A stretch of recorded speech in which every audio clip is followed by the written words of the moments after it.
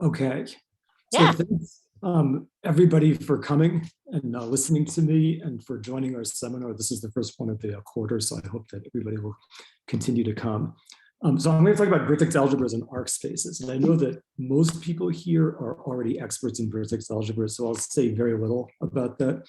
I'll say a little bit about arc spaces, and then at the end, I'll say something about new results. And this is all based on my joint work with Linshaw. It's in our several recent papers. And only at the very end, I'll say something that's not in one of our papers. Okay, so just very briefly, vertex algebras are a kind of algebraic structure that were studied originally by physicists in the 80s in the context of two-dimensional conformal field theory. And they were first axiomatized and given a proper mathematical definition by Borchert in his work on the moonshine conjecture. So a vertex algebra will be, today everything will be over the complex numbers, and it'll be a certain C vector space, which is linearly isomorphic to an algebra of formal power series with coefficients in NV. So these are bi-infinite series. There's a certain finiteness property that's imposed so that it has a reasonable product structure. And I won't say much more about it. And so I'll sort of pass freely between the notation A and the corresponding A of Z, the series, which is the field associated to A. So usually vertex algebras have a Z2 grading. There's an even and an odd part, and there's a compatible grading by conformal weight. So this just means that each weight space is the sum of its even and odd parts. And usually, but not always, the grading by weight is by the either natural numbers or half natural numbers. So that'll be the case in all my examples. And so vertex algebra has some operations. It has the formal derivative, which is just ddz with respect to this formal variable. So it's closed under this operation. And also has some bilinear operations, these nth products. And they are homogeneous of weight minus n minus 1 with respect to the, there's a weight grading and they're homogeneous in that way. And so one of these products is maybe distinguished, and this is called the Wick product or normally ordered product. So sometimes it's denoted this way, sometimes it's the -1 product in this list. And this one is weight homogeneous. The weight of A Wick B is weight A plus weight B. And so typically the Wick product is not associative or commutative. And the non-negative products can be thought of as measuring the non-commutativity and non-associativity. And so there's certain formulas that I don't actually need in anything I'm going to say, but something that you probably know before is that there's a nice formula for the commutator with respect to the Wick product. It's expressed in terms of the non-negative product. So if all these non-negative products are 0, then this product is commutative. And similarly for the associator. So because it's not associative, I have to make a convention if I wanted to find iterated products. So I always do it from right to left. So this means first do the Wick product of B and C, and then do the Wick product with A. And similarly for longer monomials. Okay, so now that I have the notion of the Wick product and monomials, I want to think of vertex algebras as some kind of analog of differential algebras. So most of the vertex algebras that we meet are strongly generated by a certain set. Typically, it's a finite set, but not always. So let's say that our vertex algebra has finitely many strong generators. So what this means is that it is spanned by all the iterated Wick products of things in this list and their derivatives. Okay, so I'm going to write this sort of like a PPW basis. So all the alpha 1s, let's write first. And some of them have different amounts of derivatives. So let's order these so that they're weakly decreasing. And then I've got all the alpha 2 terms and then all the way up to the alpha m terms, and which within each one of those blocks, I just organize it so that more derivatives go to the left. Okay, so V is spanned by monomials like that. That's what it means to say that V is strongly generated. And in particular, if you take a non-negative product of any two vectors in V, so these are the things that appear in the OPE algebra, you may get something complicated, but you can always express it as a linear combination of monomials of this kind. Okay, so the way I can think of this is that V is generated by this set as a differential algebra under the Wick product. And there's an even stronger condition that sometimes holds, which is if we say that these generators freely generate V, it means not only do these things span, but they form a basis. So we have a PPW basis, and then as a vector space, V is isomorphic to a differential polynomial algebra. Okay. Notice also that the derivative operator raises the weight. So if alpha I has weight di, then the weight of the kth derivative is di plus k. So here I didn't mention what happens if some of these generators are odd, but everything looks the same except that these are strict inequalities. You can't have two of the same field appearing. And then this would be a differential polynomial superalgebra. So polynomial superalgebra has a symmetric part and exterior part. Okay, so I like to think of vertex algebras as some analog of differential algebras. So let me just mention some familiar examples. So one familiar example is the Heisenberg algebra. So this is the simplest free field algebra, even free field algebra. So it has one generator, B of z, and this satisfies this non-trivial OPE relation. So there's a second order pole with itself and nothing else. And as a vector space, the Heisenberg vertex algebra has a basis consisting of these iterated Wick monomials in the generator and its derivatives. And these actually do form a basis. So this is freely generated by this one field. And so as a vector space, it looks like the differential algebra on one thing and its derivatives. But that's only linear. The vertex algebra structure is more complicated. Even in this simple example, the Wick product is not associative or commutative. And here's a little calculation. If I take b times b and then I multiply that by b times b, that's not the same thing as b times b times b times b, because this means I go from right to left. There's a correction, which is this. Okay, so that's the Heisenberg algebra. You can have the rank n Heisenberg algebra, just n copies of this. There are other free field algebras that have a similar structure. Okay, so another big class of examples is affine vertex algebra. So these are attached to a simple Lie algebra. Let's take it to be simple finite dimensional, but actually it could be infinite dimensional, it could be a super algebra. This is maybe more general than we need. But let's say I have simple finite dimensional Lie algebra. So I can take the corresponding affine Lie algebra G hat. So this is, I take the polynomials or the Laurent polynomials in a coefficient t, and then this bigger Lie algebra has a one-dimensional central extension. And the bracket is the usual bracket in G extended over Laurent polynomials. And then when n equals minus n, then there's an extra term that comes from the killing form, or the normalized killing form. Okay, so the affine vertex algebra at level k, this k is a complex parameter, is as a vector space just isomorphic to the vacuum G hat module. So it looks like U of the negative part of G hat. And if I fix a basis for my Lie algebra G, then these basis vectors give rise to some fields, and these freely generate the affine vertex algebra. And they have an OPE algebra, which is it's a little bit like the one in the Heisenberg algebra, except that there's this first order pole. Actually, you can think of the Heisenberg algebra as coming from the one-dimensional abelian Lie algebra. Okay, so these examples are in some sense degenerate because the only fields that you see are either the generators themselves or they are constants. Like this means the vacuum vector 1. This means the field generated corresponding to the brackets. But there are more interesting freely generated vertex algebras where what appears in the OPE is not just the generators themselves, but normal ordered polynomials in them. So there's a big class of vertex algebras like this called W-algebras that are built from a simple Lie algebra or superalgebra and a nilpotent element. And so most of these I won't mention, but I'm just going to give you one example for discussing later. So this is the simplest example that's nonlinear. This is the so-called Zamolodchikov W3 algebra. So this was the first one of this kind to appear, and I think this was even 1985 when it appeared. So in this one, in the hierarchy of W algebras, this corresponds to SL3 with its principal nilpotent element. So it's freely generated by two fields, L and W. So this just says that L is a Virasoro field with central charge C. And this one says that W is primary of weight 3. But then what's interesting is the OPE of W with itself. So it's weight 3, so the leading pole is a sixth order pole. And what's most notable is the presence of this term L times L, and then in the second order pole, and then the first order pole, derivative of L times L. Okay, so there are these nonlinear terms that appear. Okay, but when I say that it's freely generated, it means that as a vector space, it's just the differential polynomial algebra generated by L and W. So the span of all monomials in L and its derivatives and W and its derivatives.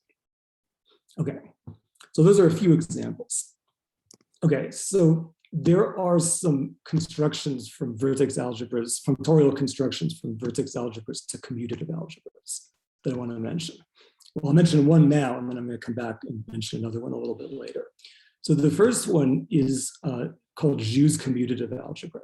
So this was introduced in Jou's thesis. And what it is a certain vector space quotient of the vertex algebra. So I define a subspace C of V to be the span of all the elements that look like the derivative of something times something else. So this B could be just the vacuum. This could just be the derivative of A. But any product of things, normal ordered product where you have at least one derivative of B, right? That's in C of V. And you take the vector space quotient by this V mod C of V, that's R of V. Okay? And I think I have a typo. This R of V, this should be a sub V. Anyway, the quotient map that sends A to its image in R of V, I'll denote by A bar. Okay, and so this RV has a commutative associative algebra structure, and it's called Jou's commutative algebra. And actually, these formulas that I wrote down earlier, you can see immediately from these formulas that that's the case. That the commutator is k greater than or equal to 0 of a k plus 1th derivative. So all these terms are the derivative of something, therefore they vanish in this C of V. And same thing for the associator. I always have a derivative of something times something else. So you see from those formulas that the space is commutative and associative. Okay, so that's called Jou's commutative algebra. And he was most interested in this to define a finiteness condition, where this is actually finite dimensional as a vector space. So this is a very strong finiteness condition called Jou's finiteness condition. But more generally, this may not be finite dimensional, but it's typically a finitely generated commutative ring. The vertex algebra has finitely many strong generators. And it's interesting to consider this ring and the geometric objects you can attach to it. So this definition is due to Arakawa. The spectrum of Jou's commutative ring, X tilde V, is called the associated scheme of V. And the associated variety is just the corresponding reduced scheme.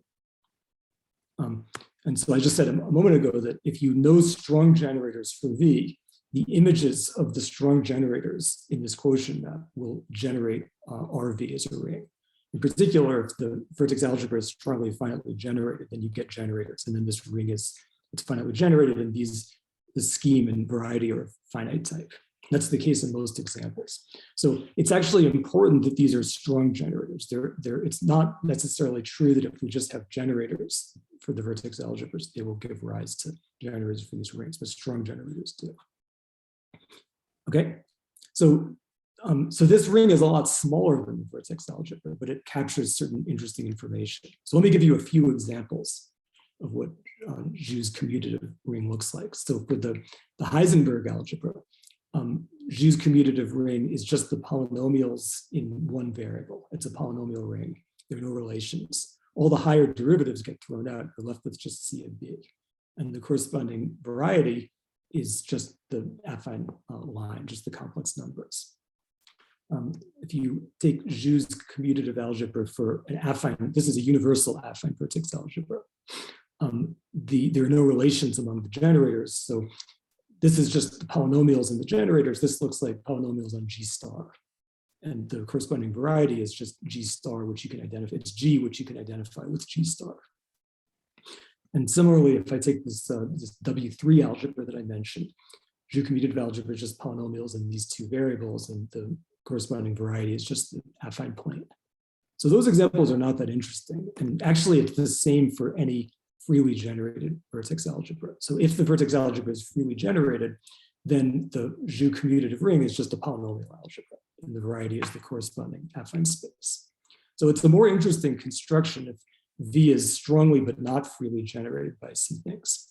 In that case, the Jou's commutative ring, well, it is generated by these things, so it's a quotient of this polynomial ring by some ideal. And typically, it's not easy to get your hands on this ideal. So it's always finitely generated, but it's not necessarily clear how you know when you have enough generators. So there's some cases where it's understood. Here's an example. So this W3 algebra for generic values of C is simple. So it has no non-trivial ideals. It doesn't have any non-trivial quotients, but there are certain special values of C where it acquires an ideal, and you can consider the simple quotient. And one of those values is -2. This is a particularly interesting one. It arises in a lot of places. It's also the first of the so-called singlet vertex algebras. And it turns out that there's a certain normal ordered relation in conformal weight 6. And the image of the relation downstairs is just this, it's W squared minus L cubed. That turns out to be all you need to describe the ideal relations in the Zhu commutative algebra. So this is just polynomials in L and W mod a single relation. Okay, so it's a cuspidal curve. This is this is an example of a cuspidal curve. Okay, so and in particular, this corresponding variety is one-dimensional in this case. So there are some points where the variety is zero-dimensional, and there's some points where it's one-dimensional, and then most points it's full dimension. Even knowing what the dimensions of all the different ones is an interesting question. So for affine vertex algebras at special levels, there's also a quotient. I don't think it's known what the dimension is at all for all such levels. Okay. So let me change gears now and talk about something completely different. Then in a little bit, I'll return to vertex algebra. So I want to tell you something about arc spaces. So this is a construction in algebraic geometry that is it's analogous to the construction of jet bundles and infinite jet bundles in differential geometry. So these are the arc spaces. The arc space is the inverse limit of jet schemes. And the jet schemes are kind of higher order generalizations of the total tangent space. First jet scheme is the total tangent space, and then there are higher order ones. And then if they form a directed system, and if you take the inverse limit, then you get the arc space. Okay, so if X is a scheme, say of finite type over C, then X infinity will be another scheme, and it's arc. So this is what my notation for the arc space is. And I think the best way of describing it is to characterize it by its functor of points. So what this says is that if you have, for any commutative ring A, the A-valued points of X infinity are in bijection with the A of T valued points of X. So this is the formal power series over A. So what does that mean? So an A-valued point is a homomorphism from spec A to this thing. So homomorphisms from spec A to X infinity as a set is in bijection with the homomorphisms from spec A of T to X. So you really have to understand this space, and then that tells you what this space is. And the nice thing about defining it this way is that the functoriality is apparent. So if you have a morphism of schemes from X to Y, then you immediately get an induced morphism from X infinity to Y infinity. Okay, so if X happens to be an affine scheme, then you can be much more explicit about what this looks like. We can actually, so it turns out that X infinity is also an affine scheme, and we can give explicit equations for it. So let's see how this goes. So suppose that X is spec R, and R is a finitely presented polynomial, a quotient of a polynomial ring. So polynomials in, say, X1 through Xn mod an ideal with generators F1 through Fk. Okay, so like I said before, the C-valued points of X infinity, this is what I want to try to understand. They correspond to the C of T valued points of X. And so what is a C of T valued point of X? So that's a morphism from spec of C of T, this ring of power series. This is X, it's spec of whatever this ring is. And that's the same thing as a ring homomorphism from R, C of X1 through Xn mod this ideal, to this power series ring. So a point here corresponds to such a ring homomorphism. So let's see what that means. What does it mean to be a ring homomorphism? How do I define a ring homomorphism from here to this power series ring? Well, such a homomorphism is determined by what it does to the generators. So the values of the generators.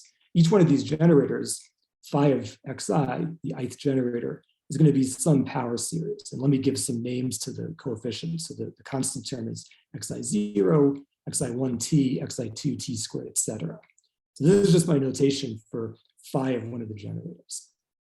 Okay, so what's necessary for this to define a morphism is that the images of these things satisfy these relations in order to descend to the quotients. So because phi is a ring homomorphism, for each L, these generators of the ideal FL, they have to vanish on phi of x1 through xn. And so you can write all this out and collect terms. So each one of these things is an infinite power series, but this is really a lot of equations, one for each power of t. If you collect the power, say, t to the m and see what it means, you can give a nice interpretation. So that's what I'm going to do in the next slide and a half. So I want to think of these coefficients, these xij's. So I runs from 1 to n, and then j is non-negative. I want to think of these as coordinate functions on x infinity. Okay, so there's infinitely many of these coordinate functions. And now let me consider the polynomial ring on all these xij's. And this has a natural derivation that you can define first on the generators. So d of xij is going to be xij plus 1. It's just going to raise this upper index. By the way, this is often done a little bit differently, and this is often normalized not to be just xij plus 1, but j plus 1 times xij plus 1. So it's equivalent, at least in characteristic 0, to what I'm doing here. You just have to rescale the derivation. So don't worry if this looks a little bit different from the way you may have seen it before. So I define the derivation on the generators, and then I extend it by the Leibniz rule to monomials, and then I extend it linearly to the whole polynomial ring. Okay, so this polynomial ring is extra structure, has a derivation. Okay, so let me just write down what that derivation looks like for an example. So here's a polynomial. Here I've got I only have 3 types of generators, x1, x2, and x3. So this means the third derivative, this is x1, 3, this is x2, 4, and x3, 5. So here's some polynomial built from those. And let me apply d. So the first thing is I have to apply it here times this thing, and then take x1, 3 times d of this by the Leibniz rule. So d of x1, 3 is just x1, 4. It just raises that index. Okay, so d of x2, 4 is x2, 5, but d of x2, 4 cubed by the Leibniz rule again is 3 x2, 4 squared times d of x2, 4, which is x2, 5. So these 2 terms I get from the first one by applying the Leibniz rule. And for this one, I have to, so the 7 is going to come out. 7 times 2 is 14. x3, 5 to the 6, that's again the power rule that comes from the Leibniz rule, times the derivative of this inside thing, that's x3, 6.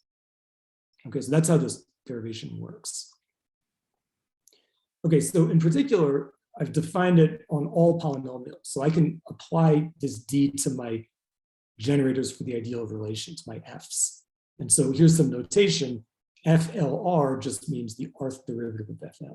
That's a perfectly well-defined polynomial in the xij's now. Okay, the highest j that you can see is the rth, is something to the rth derivative. Okay, so now I can state what the nice way of packaging the property that this phi was a homomorphism. So phi of x1 through xn, when I plug them into each of these f's, I'm supposed to get 0. That translates to the following condition. Each of my generators for the ideal, FL, its rth derivative, I can think of this as a polynomial on, well, it is a polynomial in here, but it only depends up to the rth derivatives. It vanishes on all of those. So this is now a bunch of conditions that these new variables have to satisfy. That turns out to be equivalent to the statement that these FLs vanish on the image. Okay, that's a sort of straightforward exercise to check that. So the upshot of this is that we can now say that x infinity is also an affine scheme. It's spec of something. I'm going to give the name to this ring R infinity. It's just the polynomial ring on all the x1 through xn and their derivatives, mod the ideal generated by the f's and their derivatives. So we have a very nice presentation for this ring. Okay. Okay, so here's a few things to notice about this. We can identify the original generators of R, the xi's with xi0. Okay, so we have an embedding of R to R infinity. So it's easy to check that this is embedding. This R infinity has a grading by weight where xij has weight I, and it's additive. And so the zero weight part is just R, and there are no relations other than the relations in R. So we have an embedding like this. And so by construction, R generates R infinity as a differential algebra, right? Because this is generated by the x's. And the ideal of relations among the xij's is a differential ideal, and it's generated by the relations in R. That's just what this presentation says. And so it's easy to see from this that R's infinity satisfies a universal property. It's the biggest ring, or the freest ring that's a differential commutative ring containing R and generated by R as a differential ring. So if you have any other differential commutative ring that contains R and is generated by R differentially, then S is a quotient of R infinity. This is going to be useful fact. Okay, so that's all I want to say for the moment about arc spaces. So let me go back to vertex algebras. So every vertex algebra has these canonical decreasing filtration. So the F0 is the biggest piece, then that contains F1, F2, etc. The pth filtered piece is spanned by all iterated normal ordered products of things where the total number of derivatives is greater than or equal to p. Okay, so more derivatives are okay, but you have to have at least p derivatives to be an FP. And so clearly if p is 0, there's no condition at all. So F0 of V is just V itself. And also if you apply the derivative to FP, you land inside FP plus 1, you raise the number of derivatives. The associated graded algebra is just the sum of these spaces, FP mod FP plus 1. And for each one of these graded pieces, I have a projection. Okay, and so the basic fact about this is that the graded algebra is a differential graded commutative ring. And there's an obvious way to define the product structure. If you have something in FP and something in FQ, and I want to multiply them, then what I do is I take their Wick product in the vertex algebra and I project to the P plus Qth piece. And so it's easy to check that this is independent of representatives. And same thing to define the derivative. Derivative of something sigma P of A, projection onto the P piece is I just take the derivative in the vertex algebra and I project onto the next piece. This is also independent of all choices. So another thing to notice about this is that the RV Jou's commutative algebra that I mentioned earlier is just a piece of this. This is just FO mod F1 because FO was all V. And F1 is the stuff with one derivative. That's another name for this C of D that I mentioned before. So one of the pieces of this algebra is RV. And it's a theorem of Haisheng-Li that RV generates the graded algebra as a differential algebra. Okay, here's a few examples that are fairly easy. So the graded algebra of the Heisenberg algebra is just the differential polynomial algebra with one generator. Graded algebra of affine vertex algebra is polynomials in the generators and all the derivatives. And graded algebra of the W3 algebra generically, it's just differential algebra on L and W and its derivatives. Okay, so you might get the idea that the structure of this is fairly easy to understand. So for freely generated vertex algebras, that's definitely true. It's always the differential polynomial algebra on the generators and the derivatives. So it's very easy, doesn't have much interesting structure in that case. But if the vertex algebra is strongly but not freely generated, then it's clearly the quotient of this differential polynomial algebra by some ideal. But this ideal is very difficult to describe. There are very few examples where it's understood and very few techniques that seem to be useful for this problem. So, for example, I mentioned earlier that the W3 algebra with central charge -2 has a simple quotient that I call W. And in Jou's commutative algebra, you have this relation, W squared minus L cubed, and that generates all the relations in Jou's commutative algebra. Okay, so you can think of this relation as being a relation in the graded algebra, the degree 0 piece of the graded algebra. And this ideal is a differential ideal. So all the derivatives of this relation and whatever ideal differentially is generated by this, that also is in the ideal I. But actually, we don't know what I is in this case. It's an open problem. So it turns out that there's more than just the differential algebra generated by this. So this, if you take the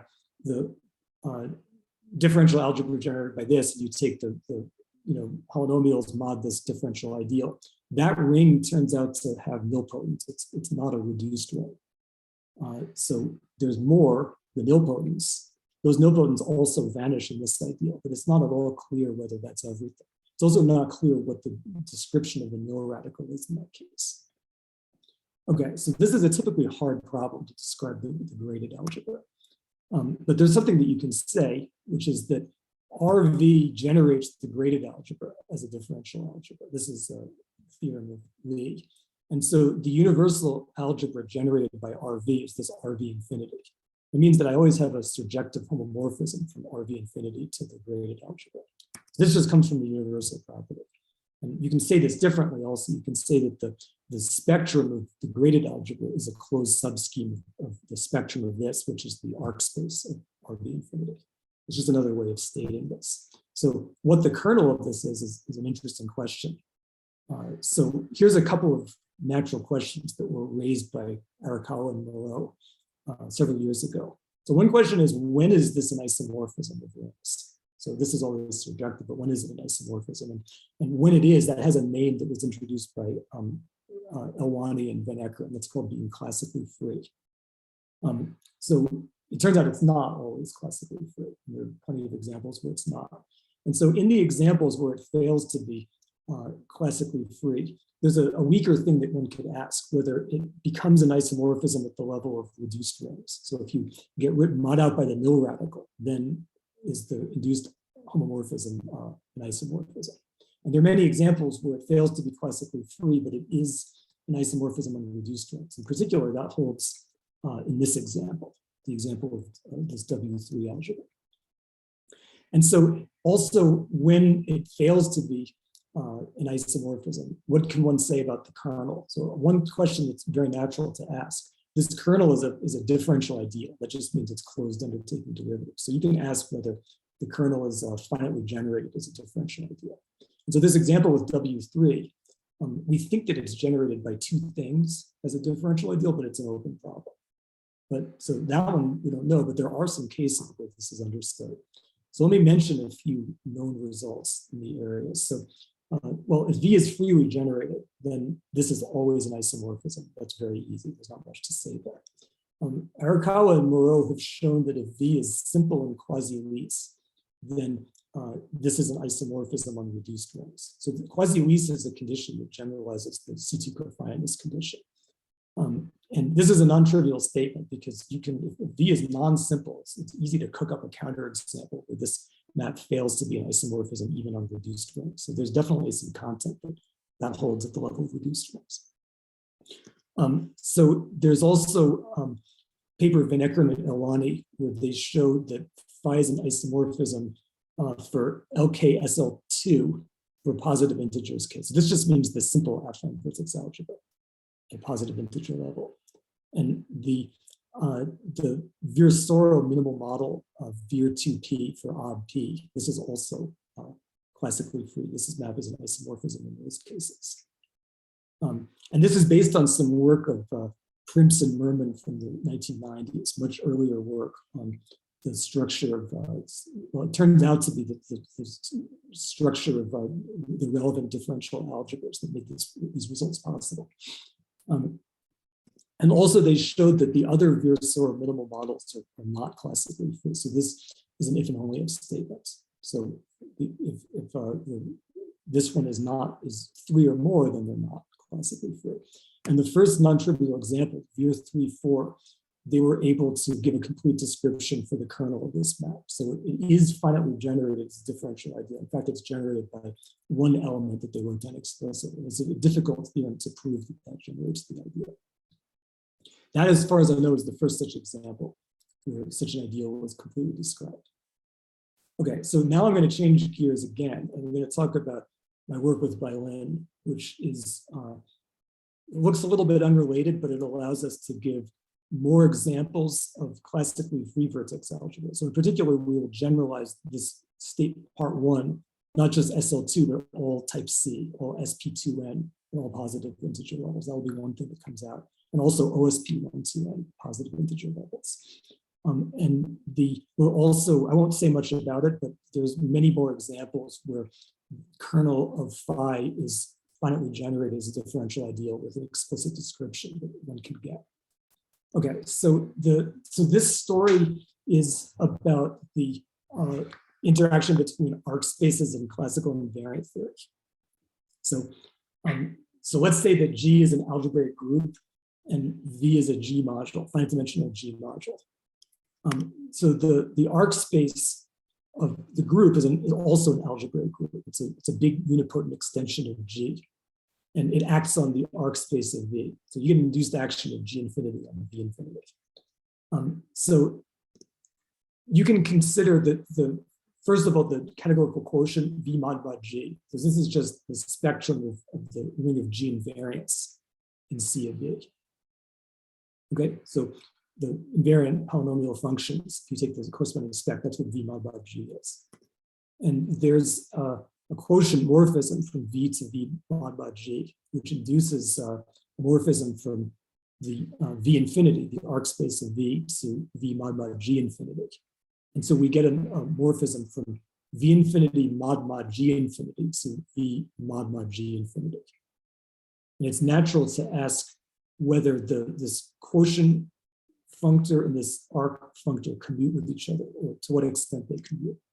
And so in algebraic, in the language of rings, this just means that we have a ring homomorphism from, so polynomials and V mod G infinity mean this ring is the differential algebra, the freest differential algebra that's generated by the ring of invariants and their derivatives.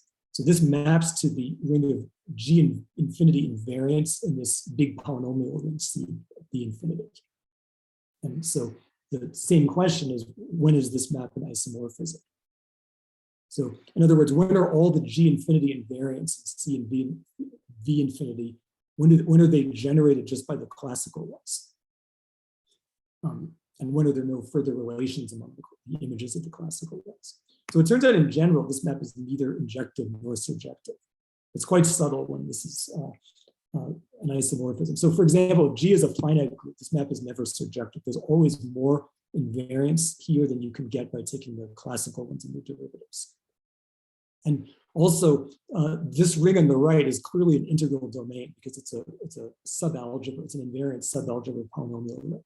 So this thing has no nilpotent elements, but this turns out can have nilpotent elements. So this can have a kernel, but it also can fail to be surjective. So it's also known that when the ring of polynomials, CBG, is itself a polynomial algebra, so this doesn't often happen, but sometimes it does, then this is an isomorphism. And even a little bit weaker than that, when this space is a complete intersection, then this is also an isomorphism. But beyond that, there's not much that's known. Okay, so the next 3 slides, what I'm going to state is you can think of this as the arc space analog of the first and second fundamental theorems of invariant theory for certain classical groups, GLN, SLN, and SP2N. And so the first and second fundamental theorems of invariant theory are a description of the ring of invariants where the vector space is a sum of copies of the standard representation and it's dual in the case of type A. So for type C and B and D, the standard representation is self-dual, so you don't need to distinguish. But for type A, it's not, so you have to have standard M duals. Okay, so here's the story for GLN. So let's say G is GLN and W is the standard representation. And now let me make a representation V, which is the sum of P copies of the standard and Q copies of the dual. Okay. So the statement is that for all P and Q, this map I wrote down is an isomorphism. So the reason it's not obvious is that, well, when P and Q are small, then the ring of invariance is a polynomial ring. The ring of invariance is always generated by quadratics. They're pairings of one of these W's and one of these W stars. So when P and Q are small, there are no relations. When one of them is at least n plus 1, then you have determinantal relations. And if there's not very many relations, then maybe it's a complete intersection. But when there's a lot of relations, when they're both fairly big, then it's definitely not a complete intersection. So you can't easily deduce this from known results. Okay, and so the similar story for the symplectic group. So now W is C2n, and I don't have to take the dual because that's the same thing. So let me just take V to be a sum of P copies. And again, for all P, this is an isomorphism.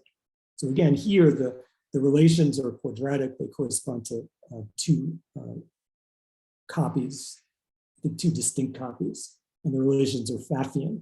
And so if there's not very many, then you have no relations, but then, in general, there are a lot of relations. So it's not easy to prove these results. The slightly different story for SLN. So let me again take W to be Cn and take V to be P copies of the standard and Q copies of the dual. So the story now is that if P and Q are both sufficiently small, meaning less than or equal to n plus 2, then this map is an isomorphism. So this includes the case of complete intersections and polynomial rings and a little bit more. If either one of those is at least n plus 3, then this map is surjective, but it's not injective. It's always surjective, but it fails to be injective. It has a kernel, and the kernel is exactly the nil radical. Sorry, my notation here is wrong. I meant to write V mod G infinity rather than G infinity. So this is just the function. This K should be C. So I have to fix this. But anyway, so the nil radical in the ring of functions in the arc space turns out to be finitely generated as a differential idea, and it can be described explicitly. Okay, so it would be nice to prove similar results for the orthogonal groups, but that's an open problem, and also for OSP12A. So those are open cases, and if we could prove them, we would also have some applications to Vertex algebras. Okay, so in the remaining time, let me say a little bit about applications to Vertex algebra. So I won't talk about all the results, but just a few. They're all of the same flavor. So let me start with the rank n beta gamma system. So this is a Vertex algebra that's got 2n even generators, beta I and gamma I, and they have this OP. There's only a first order pole. Sometimes these are called symplectic bosons. They have an action of the symplectic group SP2n. And actually, there are certain embeddings of affine Vertex algebras in this space.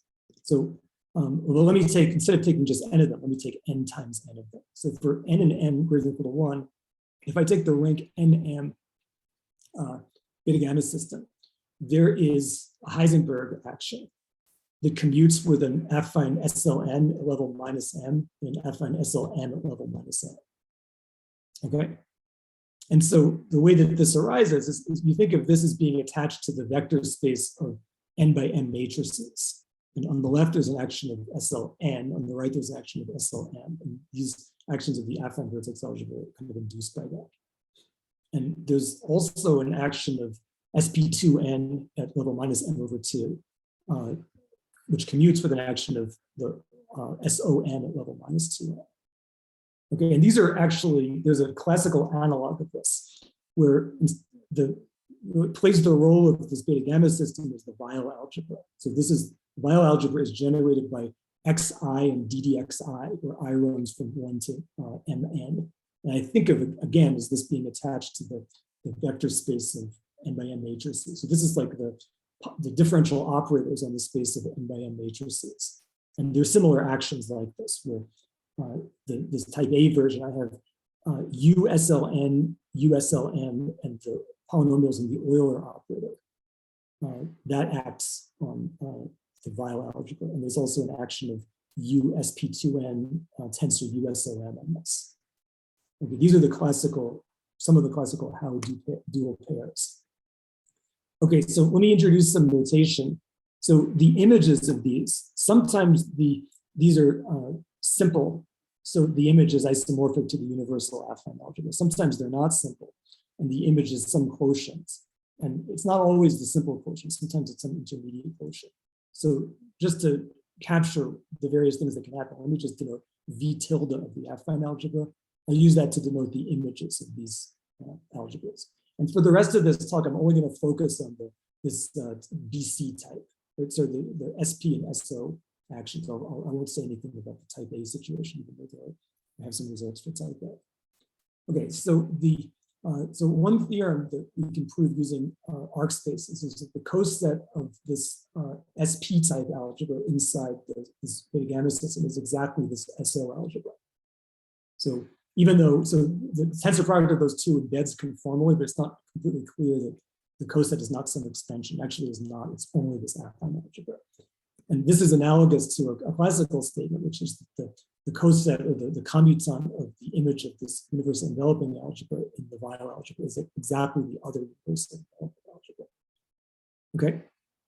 And so the way this is proven is that taking the coset of an affine vertex algebra really means taking the invariance under the Lie algebra SP2N of T.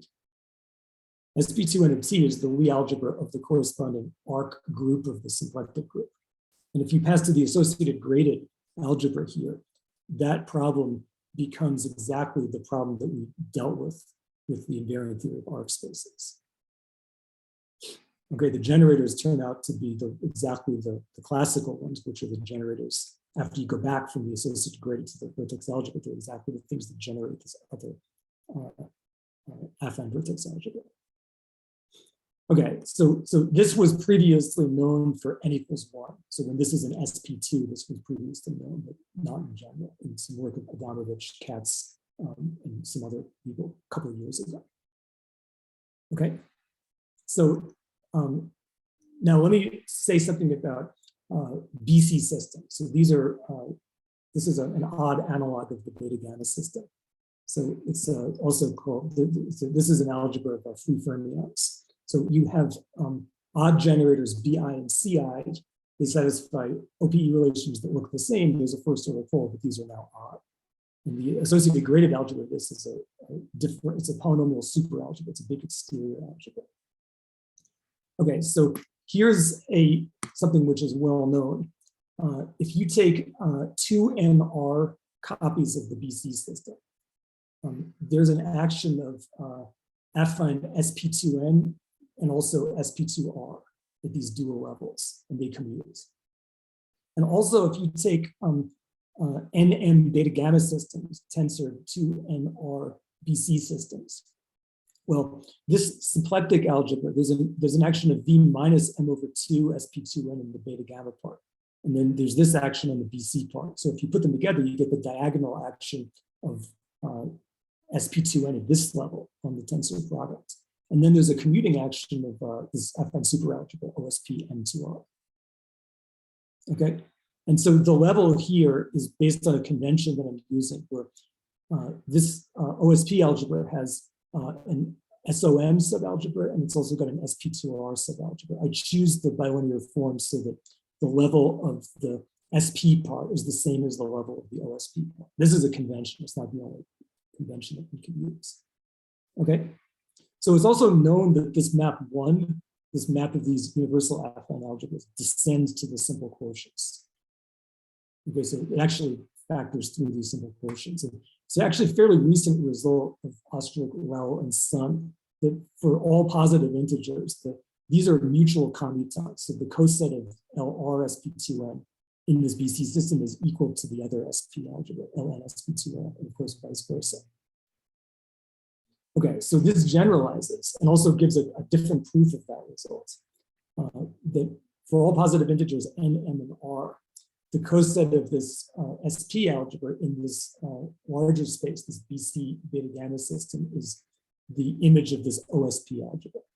So in the case m equals 0, then we recover this result. Okay, so let me say, I'm actually running out of time, so I won't say very much about the proof of this. But I only have 2 minutes left. So the idea is that it does come from the results for arc spaces, but you have to extend them to differential polynomial superalgebras. And so this is a non-trivial thing to do, but there's conditions where one can extend it to superalgebras. And it's a sort of a strong condition on a pair of representations of an algebraic group that makes that possible. But the standard representation of SP2N satisfies these conditions. So one can extend that you get a similar statement for differential polynomial algebras. That you have a big differential polynomial algebra with an action of, say, SP2n, the arc space of SP2n. It's generated by the classical generators that have no derivatives. Those things and all their derivatives will generate all the invariants. And something even stronger, which is that all the relations come from the classical relations, even in the setting where you have odd variables. So that's a statement that doesn't always hold, but it holds for the symplectic group and a bunch of copies of the standard organization.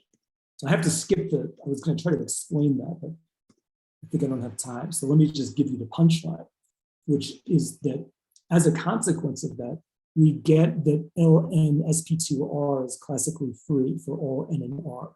So the reason why that's not obvious is because there are some relations among the generators, right? Because so the generators of Ln sp2r are these classical things.